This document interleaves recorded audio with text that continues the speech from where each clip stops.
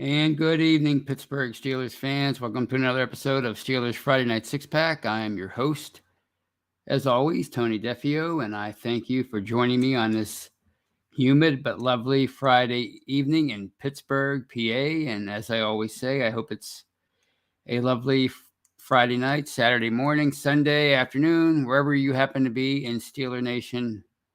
It's almost officially summer, so I guess we don't have to worry about any kind of winter or spring weather anymore. So before I continue with tonight's show, I please ask you to like and subscribe to our Behind the Steel Curtain YouTube channel. We bring you live podcasts each and every day and night. We bring you this show every Friday. We bring you the Touchdown Under show every Friday afternoon or Friday evening at 5, a few hours before this show.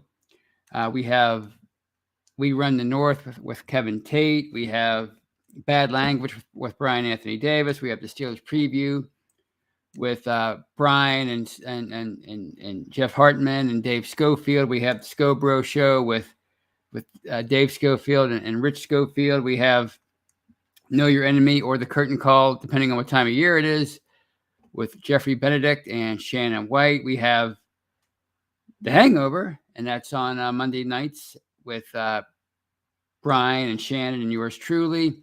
We have the Steelers Q&A every Sunday night, and I'll be joining Jeremy Betts this Sunday night at 8 o'clock for this week's version of the Steelers Q&A. I think that's all of our shows. We have post-game stuff. We always have live shows, and you can catch those also live on Facebook. So if you're watching me on Facebook right now, you already know that. And you can catch all of our live shows after the fact on any audio platform of your choosing. Me, I personally like iHeartRadio, but for whatever reason, my app hasn't been working on my TV all week. I don't know. I try to tune in to listen to people's shows, and I get kicked right out. So I don't know what's going on. Maybe I'll have to uninstall it and reinstall it. We'll see. So at any audio platform you can find, and there are so many of them, so you will not be able to have trouble. You will have no trouble finding our shows. And we also have a whole host of audio-only shows that we produce for you, and then we publish them for you to listen to after the fact, including Let's Ride with Jeff Hartman, the Stat Geek with Dave Schofield, the Steelers Fix with Jeremy Betts and Andrew Wilbar, From the Cutting Room Floor with Jeffrey Benedict, What Ian's Talking About with Kyle Kreis, the Steelers Half-Hour Power Hour with Chris Pugh, and a whole host of others. So please check those out. And please check out Behind the Steel Curtain, the website where we bring you news, commentary, film breakdown. It might be the slow time for the Steelers themselves, but for us, we're always working hard to bring you great content. So please check it out. It's your one-stop shop for all your Steelers needs. And let's check out the live chat. Let's see what we have in the live chat. Who was number one tonight? I think we have a different champion tonight, and we do. Steeler Chick 46, although she's a past champion, a frequent champion, but she beat out Daredevil this time, which is hard to do. So congratulations and welcome. We have Sean Manahan, Steelers Pittsburgh, Southside Doc. Sherry Richards, who says, hey, Tony, what's up? George Teston, a regular of ours. Danny Owens Jr., who says, hey, Tony. Reginald Rivers, who says, what's up, Steeler Nation, from Bartlett, Tennessee. Speaking of Tennessee, I want to watch that new Elvis movie. I think I'm more excited about that than I am about Top Gun. I'm more of a stuff about Elvis and those kind of movies. That's more my speed than Top Gun movies, although they have their place. But I'm really looking forward to that. It's supposed to be really good, so we'll see. Evan Gullis is with us, just me, Kathy Forrest, State of the Steelers. And I think I have everybody so far. Yes, Daredevil's with us. All right, Daredevil comes in. All right, well, everybody has an off night. So welcome, Daredevil.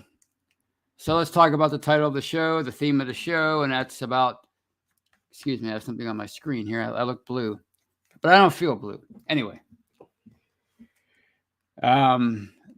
as the title of the show suggests, the big news of this week was the contract extension signed by Minkah Fitzpatrick, the decorated safety, the very important safety, arguably the best safety in the NFL. The new Troy Polamalu, at least as it pertains to what the Steelers like to do. So that was a huge relief to a lot of fans. The deal was for $73.6 million over 4 years, a 4-year extension beyond 2022, and $36 million guaranteed, 18.04 average annual salary for Fitzpatrick. So I think it's about what most people thought he would get, whether here or elsewhere, if he would have hit the open market. So it wasn't much of a surprise, the details. But I was a bit surprised that it happened so fast. It was a pleasant surprise if you're really wringing your hands about whether they sign him or not. And you know me, I'm a pretty easygoing fella. I take things as they come. I don't really worry that much about stuff like that because he had this year, and they could always franchise tag him if they wanted to. So that stuff doesn't really bother me. But I know it bothers a lot of people. And last year with the TJ Watt situation, there was a lot of concern about that, a lot of questions about whether or not it would get done, and namely because the Steelers had never really guaranteed huge money beyond the first year of a contract, other than Ben Roethlisberger. I think we can safely assume that. But they weren't one to do that. And there was no doubt last year they were going to have to do that. To get TJ Watt in the fold, they were going to have to guarantee him money beyond the first year of his contract, and lots of it. 80 to 100 million was the was going to be the number, anywhere in that range. It turned out to be 80 million, but people were talking about 100 million, and there were concerns about whether they would do it, and there were also concerns about should they do it, because TJ Watt's a fantastic player. Obviously, he proved it tenfold last year with the season he had, 22.5 sacks and everything else he contributed, and defensive player of the year. So he's arguably the best defensive player in the NFL, besides Aaron Donald, who's always going to be up here until he falls off. He's just that dominant. But either way, TJ Watt's up there. But he's not a quarterback, and do you guarantee that kind of money to a non-quarterback position? And yes, other teams had obviously began to do that, but were the Steelers going to do that? And if they didn't, they probably were going to lose TJ Watt, and it was going to make it harder for them to negotiate deals with future stars or their own and other teams' free agents. So they got the deal done with TJ Watt, and it happened literally on the eve of the regular season, and everybody, breathed a sigh of relief. But you knew there were other contracts on the horizon, namely Fitzpatrick. He was going to be seeking a deal that was going to make him the highest paid safety in the history of the NFL. All these guys are in the business of making themselves the highest paid at their position in the history of the league whenever their contracts are up. Whenever it's time for them to make big money, they want to be paid more than any other player who came before them. They want to set the market. They want to set a precedent, a new level of financial status, so to speak. So would they do it? And of course they did. And I kind of figured it would be roughly half of what they gave TJ Watt in terms of guaranteed money, mainly because,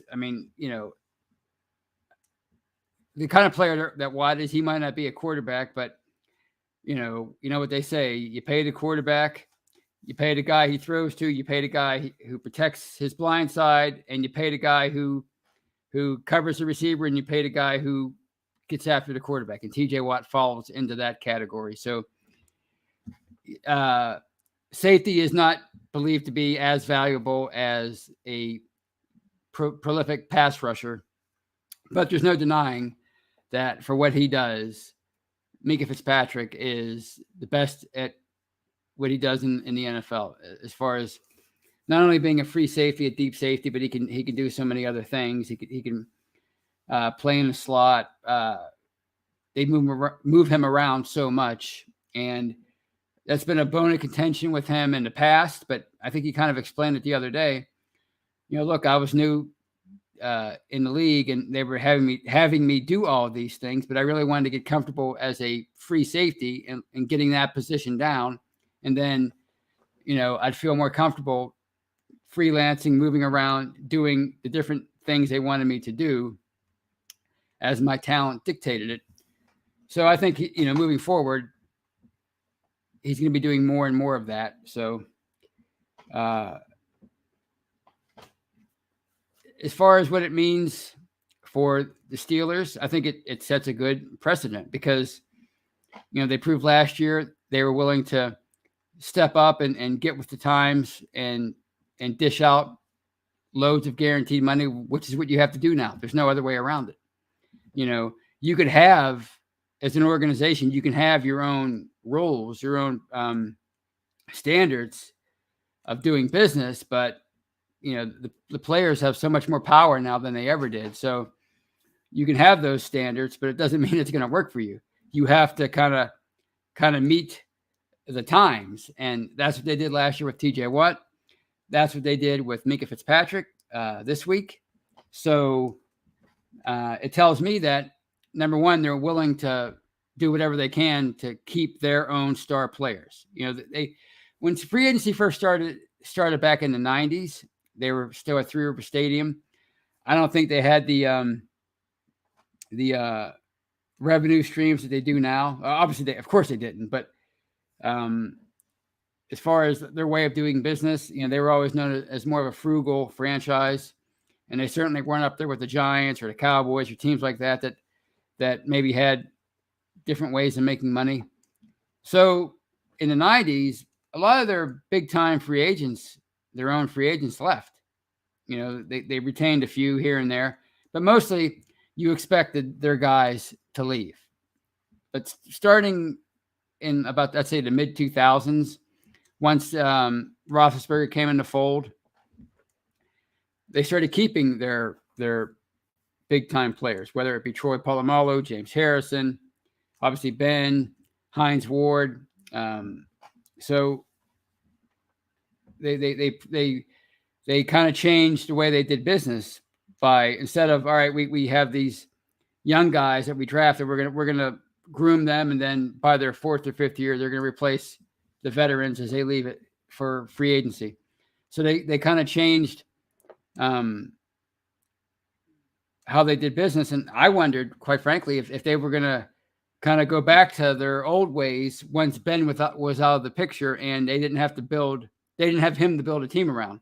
Well, this shows me with TJ Watt last year and Fitzpatrick this year, they're going to continue to do what they can to keep their vital players. Obviously, they can't keep everybody, but the players that are building blocks, the players that represent the core of the team, the foundation of the franchise, they're going to do what they can to keep. And certainly, Watt and Fitzpatrick are two key players for them. So that's to me, that was good news. And also, I think it helps keep their reputation intact, because believe me, you don't want to get a reputation in sports as being a franchise that you just don't want to go to because they don't want to pay you, the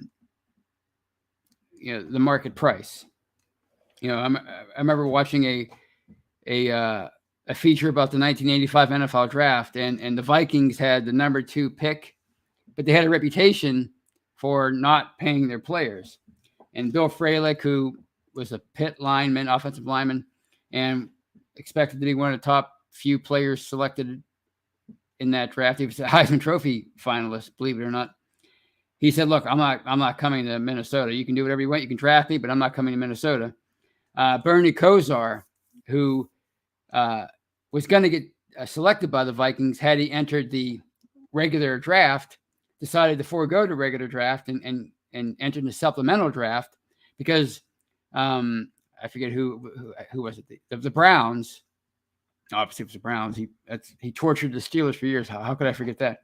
But the Browns traded up to get the number 1 pick in the supplemental draft, so he entered the supplemental draft to avoid being drafted by the Vikings.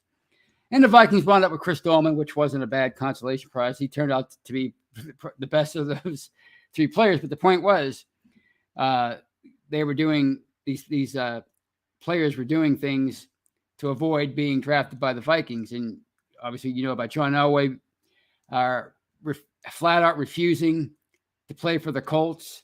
Eli Manning made it known that he was not going to play for the Chargers, and all for the same reason. So you don't want to develop that reputation. So I think this showing a willingness to guarantee money beyond the first year of a contract, that's going to seem more enticing to not only their own stars, but outside free agents that maybe want to come to Pittsburgh. So to me, that's good news. Now, are they going to do this 100% of the time? Probably not. No, it's probably going to have to take a special player for them to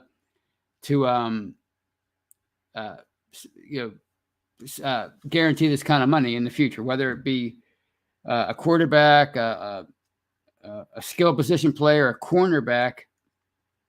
That's what it's going to be. Somebody who's going to be to them a generational talent. So somebody like a Deontay Johnson, the way they appear to feel about receivers as far as giving them second contracts, as much as I think he's a good player, it doesn't appear that they think so. As far as, I'm sure they think he's a good player, but as far as being valuable enough to set a new market, at least for them, for receivers, by paying him the richest contract they've ever given a receiver, which is probably what it's going to take to keep Deontay Johnson. So it probably doesn't bode well for them keeping him. But, if they get the next version of Antonio Brown, then that person's going to know that, hey, the Steelers are going to take care of me because they took care of TJ Watt. They took care of Minkah Fitzpatrick. So they're willing to do what it takes to keep me. So to me, it was a good all-around deal. And for them, that's what you want to do. They're both young players. They're both, TJ Watt, he's in his prime, but he might still have another level to go. And we know Minka Fitzpatrick still has maybe another level to reach before he's at the top of his game. So they're both young, and they're going to be the leaders in that locker room and on that defense for many years to come. And it's just a matter of continuing to build around the two of them, because believe me, the rest of the NFL is going to be doing whatever they can to stop TJ Watt, to stop Minka Fitzpatrick, to identify where he is on every play, just like they did with Troy Polamalu. So it's up to you now as the organization to build around those two and to put talented players around them to exploit the fact that the NFL is trying everything they can to stop those two superstars. So that's pretty much all I have to say about the Minkah deal. I'm glad that it got done, and it's one less talking point for the summer, one less thing for people to worry about. And now they can kind of look ahead to training camp, which is only 5 weeks away from really tonight. So we'll see what happens.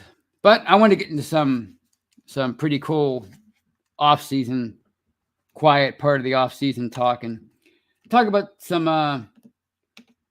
a game that to me is one of my favorite Steeler games ever in the history of the team. I think it's their greatest Super Bowl win, but it's a game that I didn't care about when it was actually going on live.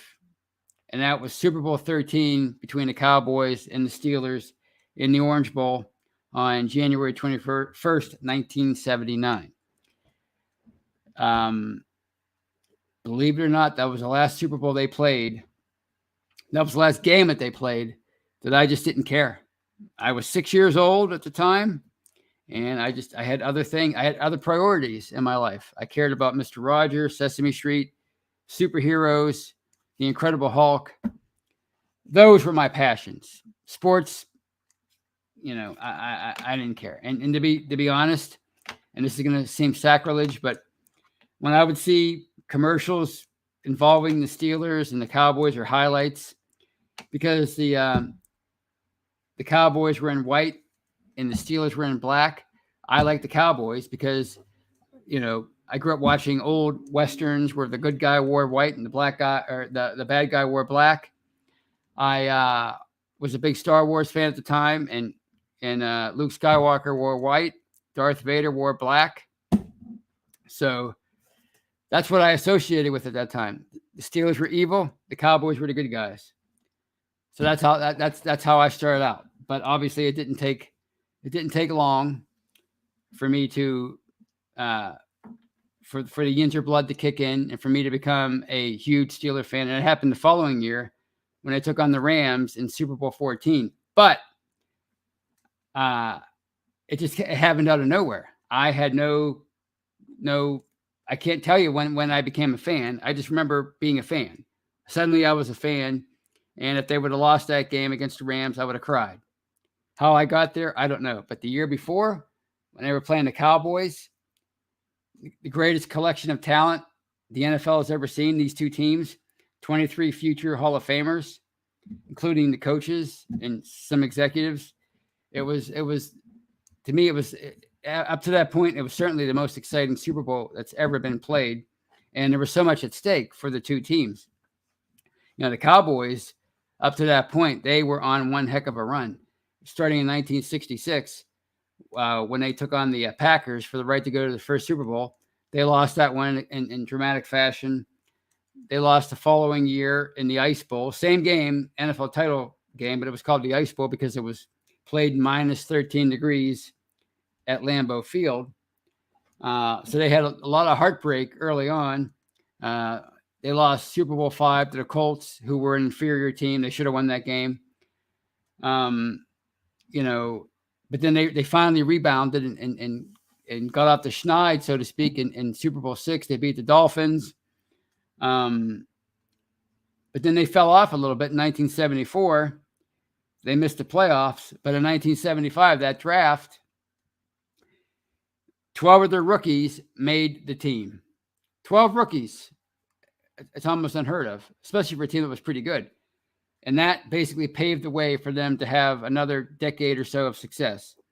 So, they won Super Bowl 12 a couple years later after they lost to the Steelers in Super Bowl 10. And then there they were in Super Bowl 13 against Pittsburgh, who won Super Bowls 9 and 10, came close to previous 2 years, but didn't make it. And now these two teams were going at it. And the winner of this game was going to be the first team ever to win 3 Super Bowls. And I think furthermore, whoever won this game could have had a rightful claim to the greatest dynasty in the history of the NFL, at least up to that point. So there was a lot at stake in this game. And, it was such a fantastic back and forth affair.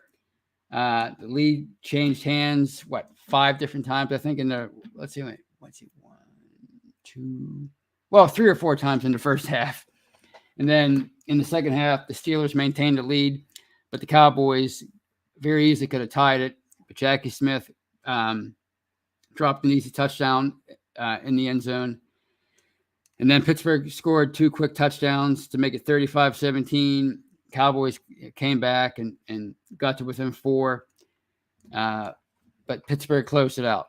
But had the Cowboys won that game, they could have very easily been dubbed, or they certainly would have been dubbed the team of the decade, not the Steelers, and maybe the greatest dynasty of all time. Who knows? Maybe they get over the hump another time or two after that, when they were still in the middle of that run, even with Dan, they transitioned from Roger Staubach to Danny White as their quarterback, and he was pretty darn good too. And they made it to 3 straight NFC title games in the early 80s. Had they maybe got over the hump against Pittsburgh in Super Bowl 13, maybe they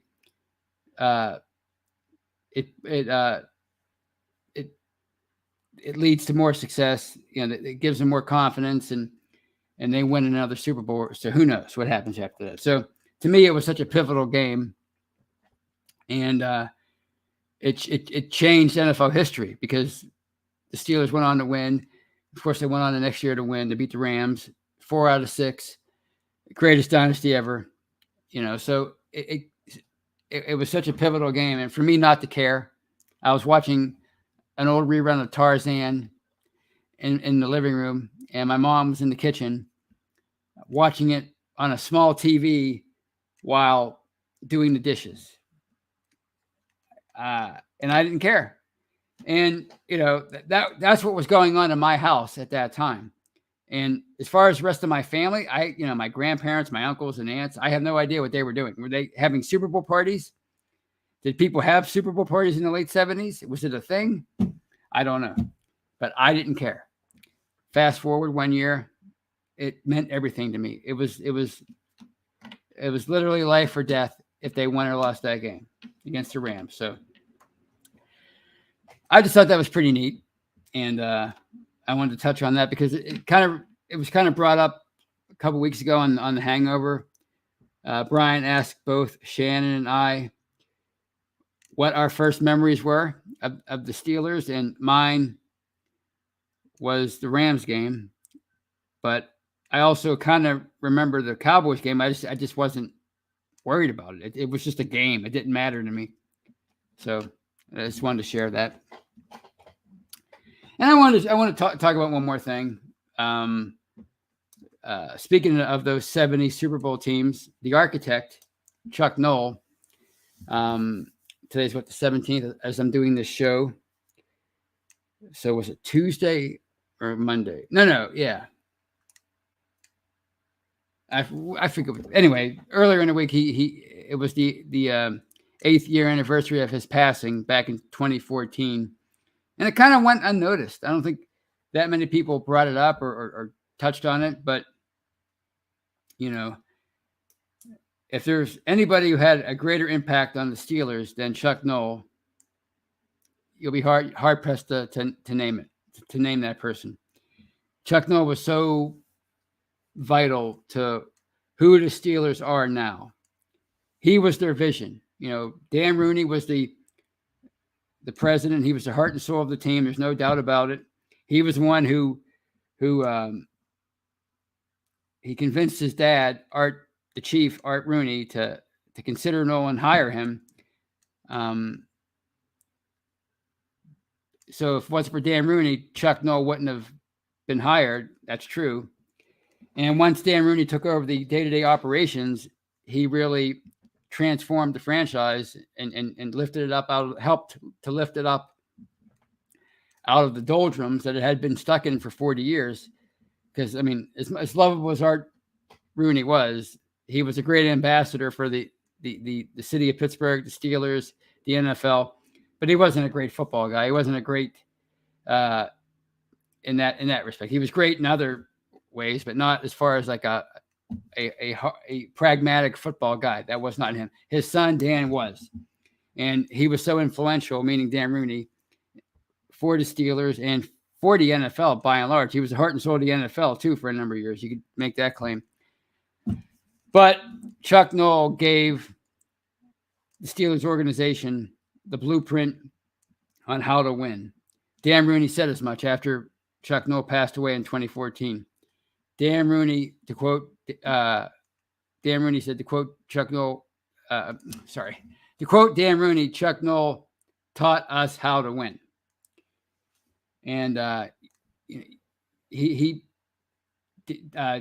Chuck Noll was the one who gave them the philosophy of building through the draft. Prior to Noll, they were just giving away draft picks like they were Tic Tacs for just washed up veteran players, and these other teams were taking advantage of them. Because again, the Steelers weren't run by great football people until Dan Rooney took over. But Noll came in and said, basically, we discovered early on that people wanted to give us their has-beens, their washed-up players, for draft picks, and that's not what we wanted to do. We wanted to use these draft picks to build our organization that way. So the Steelers are very serious about doing that, even to this day, 50-some years later, and that's all because of Chuck Noll. And, of course, that's how they won their Super Bowls in the 70s. By 1979, there were no players on that Super Bowl 14 team that had played for anybody else in the NFL. They were all drafted and signed under Noll. So he's the one who gave them that philosophy. I believe he was instrumental in creating the Steeler way, meaning, we go at our own pace. We don't overreact. We don't fly off the handle in the face of adversity. And you can see that to this very day. I mean, what's one of Mike Tomlin's most recent isms? We don't care, meaning we don't worry about what's going on around us. We stick to the plan. And what's another famous thing that Mike Tomlin likes to say? Don't blink. If it's like 21-0 them, don't blink. Stay with me. I believe that's Chuck Noll sort of had that same philosophy. He wasn't that demonstrative as both Tomlin and Cowher were, but he certainly had that philosophy. So he wasn't a perfect head coach. I mean, he wasn't, he had his flaws. He wasn't great about hiring assistants. He was kind of lackadaisical. And he was also strangely loyal to them, even though they probably, when they should have been fired, he kind of stuck with them. But as bad as things were under Noll during the last 5 or 6 years of his career, he left Bill Cowher a really great roster. And Cowher built on that. And the core of those 90s teams were, a lot of them were leftovers from Chuck Noll's last 7 or 8 years here. So I just wanted to recognize Chuck Noll and because I don't think I'd be sitting here doing this podcast if it wasn't for Chuck Noll, because he helped indirectly create so many millions of Steeler fans. And he didn't care about fame. He didn't like fame. He shied away from the spotlight, but he made the Steelers famous, which they were infamous through the first 36 years before he arrived in 1969. And to the Steelers' credit, they stuck with him through some pretty rough first 3 years. And they had been known to sort of, get rid of coaches pretty quickly before Noll. But to their credit, they stuck with him. And by 72, they were ready to contend. And really, they've never stopped trying to contend since 1972. And it all started with Chuck Noll. So, rest in peace to the Emperor. I don't think we should forget about him. We should, acknowledge him more often than we do, I think, as fans, because we talk so much about Cowher and Tomlin, and we argue about those guys and try to, pit one against the other. But, I think more people need to recognize Chuck Noll and what he meant to this organization. So that's pretty much all I had for tonight. I will take some questions and comments and round out the show that way. Let's see.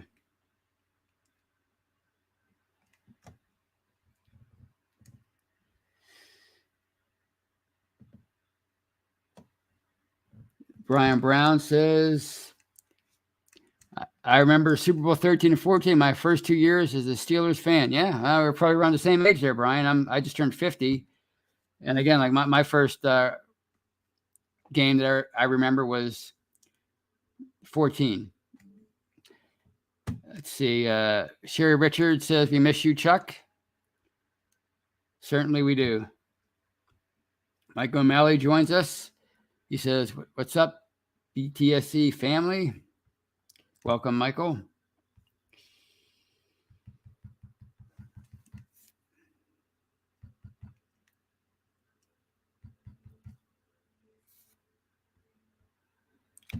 Sean Manahan says, sadly, I remember Super Bowl 30, first game. I was literally in tears after. Well, I know this is going to sound weird, but I have different memories of Super Bowl 40 or 30, I should say. I can't talk today. 30.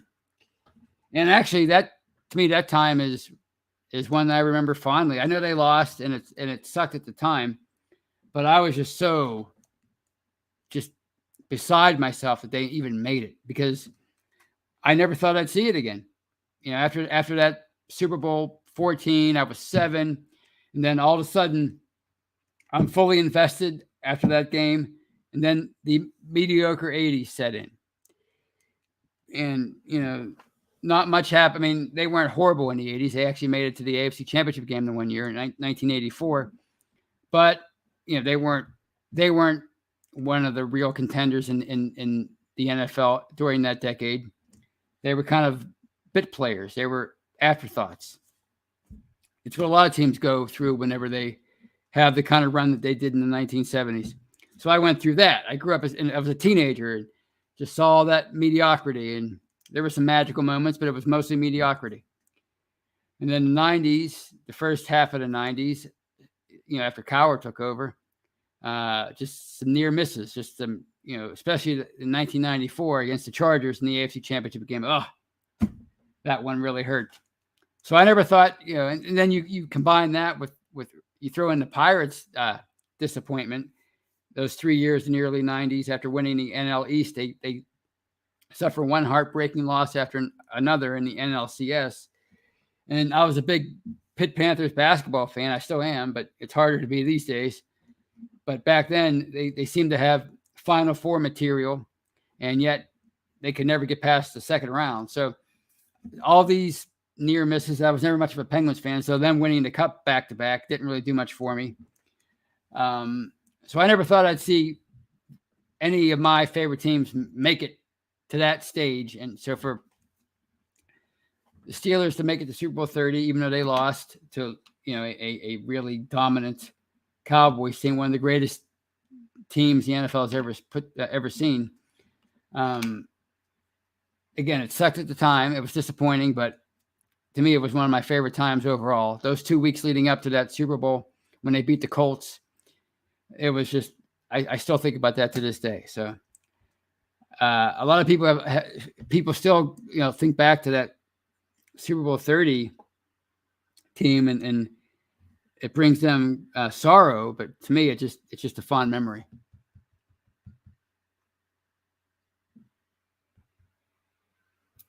This is one from Southside Doc.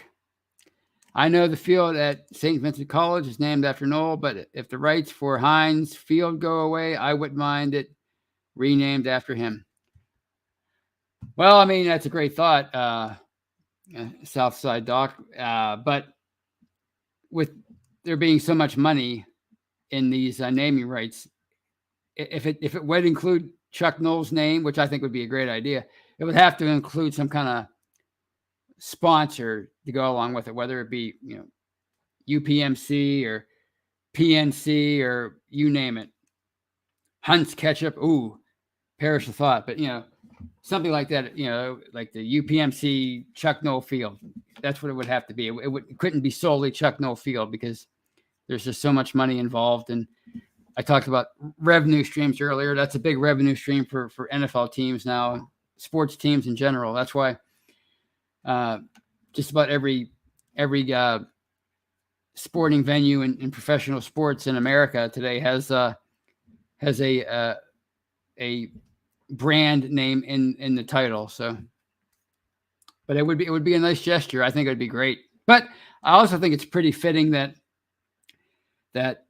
a practice field at St. Vincent College, the stadium there is named after Mo, because the thing he loved to do more than anything else in this world was teach. He loved to teach the players. He loved to motivate them through showing them how to get the job done. He once said that, people think that motivation comes from the mouth. We got to do it. We got to do it. It's the time is now. You've heard every pregame speech, and there's something to be said for that. But I've always responded more to the person who could just calmly show me how to get the job done. That motivates me. If you can show me, because I'm a self-starter, if you can show me how to get the job done, that's all I need. So, his greatest joy was coaching players and teaching them the fundamentals, improving their fundamentals. So the fact that they named a practice field after him, I think it's pretty fitting. But again, it would be nice for him to get maybe a little greater recognition, maybe a statue. How about a statue? Right outside of Heinz Field. That would be fantastic. He certainly is deserving of that, because again, I think the reason why we're all so fanatical, for better or for worse, sometimes, is because of Chuck Noll. He started all this. Again, Dan Rooney was the heart and soul, but Chuck Noll gave them the vision and a lot of his philosophies, running the ball, out hitting your opponent. It all started with Chuck Noll. So he's such an underrated coach. But a lot of that had to do with the fact that he shied away from the spotlight. He didn't like to do commercials. He didn't become a studio analyst after he retired or anything like that. He just kind of went home and with his family. That was Chuck Noll.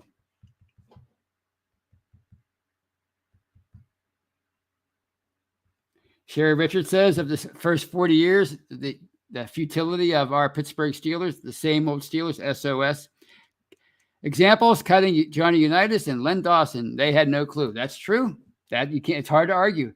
I mean, I saw a story once where, like way back in the day, like probably the 40s or the 50s, they drafted a guy in the first round because they saw a promotional picture of him in a newspaper.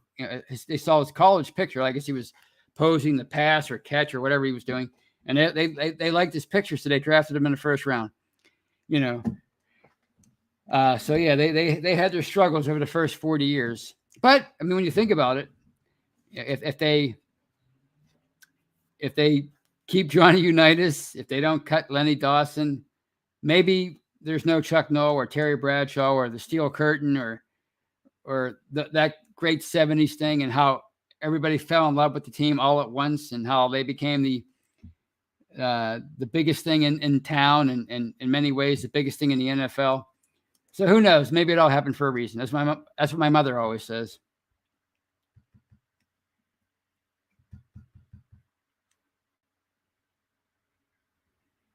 Yeah, John Funker, who joins us, and this is true. Modern day journalists act like there is only Bill Belichick. Billy B says, as far as great coaches go. Yeah, that's true. Well, that's just recency bias, is what that is. What was it? A number of years ago when he finally surpassed Noll as the winningest Super Bowl coach, people were suggesting, oh, maybe they should change the name of the Super Bowl trophy to the Belichick Bowl or whatever trophy. And I wrote something. Well, Noll was the winningest coach for like a decade. Actually, no, he was the winningest Super Bowl coach from 1980 up until Belichick caught him. Nobody ever suggested that they change it to the Noll trophy, So that's a product of recency bias and social media and everybody weighing in, on every little topic. George Teston says they also cut Ed O'Neill, and that worked out well for both sides. I think you're right, because without that, well, I mean, there's no Married with Children, although there could have been. I mean, Fred Dreyer was a great football player, and he went on to make Hunter. So, maybe Ed O'Neill could have had a movie career or TV career after that. But yeah, you're probably right. It worked out for the best for both of them, because he gave us Married with Children, then he gave us Modern Family, two of the greatest shows ever. So it's hard to argue with Michael Jordan was cut by his high school team and went on to become the greatest basketball player ever. Ed O'Neill was cut by the Steelers and went on to be a great actor. So there you go. Alex Karras is another one. That's right. Yeah.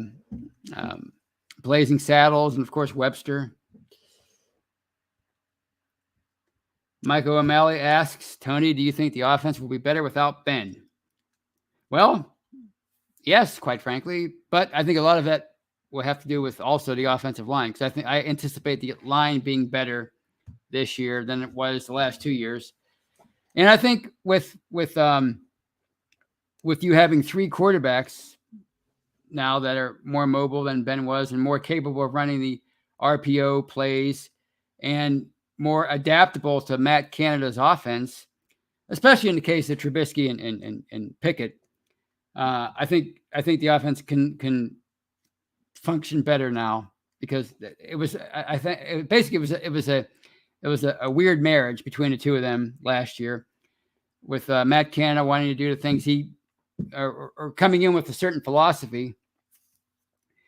That was jet sweeps, RPOs, and everything. And then you have Ben, who was used to what he was used to, and certainly wasn't physically capable of doing any of the things that Matt Canada wanted to do with his offense. So yeah, I think from that standpoint alone, it might be a better offense. But I think also you're going to have better quarterback play, because not that any of these guys are going to be better than Ben Roethlisberger was in his prime, but certainly they have a great chance of being better than Roethlisberger was last year and the year before that. So I think it could be better this year without Ben.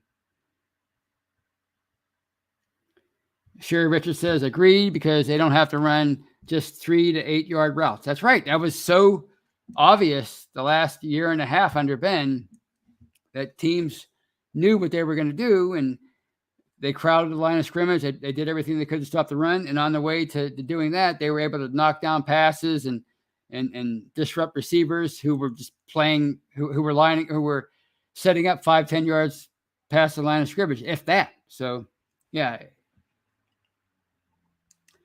State of the Steelers says, great show, Tony. Outside of special teams, how do the Steelers use Connor Hayward? Muth and Gentry are locks at 1 and 2. That's a good question. I don't know. He's such a fascinating player, because he's 5'11", 230 pounds. That's not really ideal for a tight end, but he played. He made some great catches in college. I mean, he has great hands. He's a great athlete. He's not just a lumbering fullback who can catch the ball. I mean, he's a fantastic athlete, and he can run the ball. So I mean, he could be one of those. I always say he could be the Derek Watt that Derek Watt has never been. That's how I look at Connor Hayward. If he catches on, he's going to have to make the team first, and of course excel. I mean, it's always easy to get excited about these guys in the off season until training camp starts. But 6-round picks are the odds are usually long, so he's going to have to make the team and then prove his worth. But I look for him to be a multifaceted type player. But beyond that, it's hard to say, because he's so unique as far as his skill set. All right. Swiss Army knife. There you go. Kathy Ford says of Connor Hayward. That's of course that's Trey Norwood too, but he's on defense. All right. I think on that note, I'm going to call it a night. I've rambled on long enough. Don't forget to join me and Jeremy Betts on Sunday night for the Q&A. But of course, keep tuning in. Keep checking your Behind the Steel Curtain podcast queue, because there's going to be so many shows in there each and every day. Check us out on YouTube and Facebook, and of course any audio platform. And check out Behind the Steel Curtain. We're going to keep bringing you great content. Until I talk to you again, you guys have a great weekend and go Steelers. Take care, everybody.